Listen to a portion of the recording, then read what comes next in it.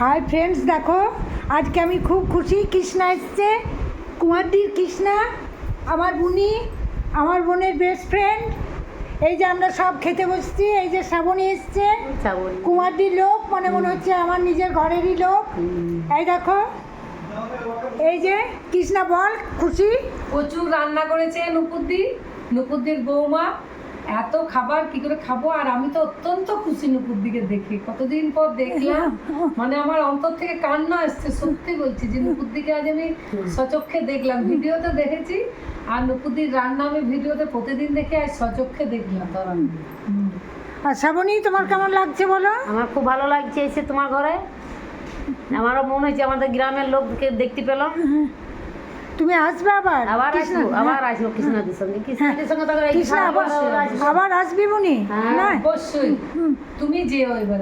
আমি যাব। তুমি অবশ্যই যাবে। আর এই যে এদিকে রাখা আছে, আমরা খাইনি এখনো, খাবে। আমরা তিনজন খাচ্ছি।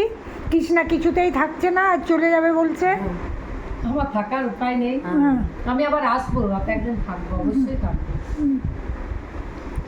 কি বলবো সবাইকে? দুপুরের শুভেচ্ছা বলবো না, বিকালের শুভেচ্ছা। 3:30 বাজছে, আমরা খেতে বসছি, গল্প করতে করতেই দেরি। দুপুর রান্নাও হয়েছে, কত রান্না করেছিল। ঠিক আছে বন্ধুরা, কমেন্টসে জানাবে আমার বুনিকে, শ্রাবণীকে কেমন লাগলো তোমাদের। রাখলাম।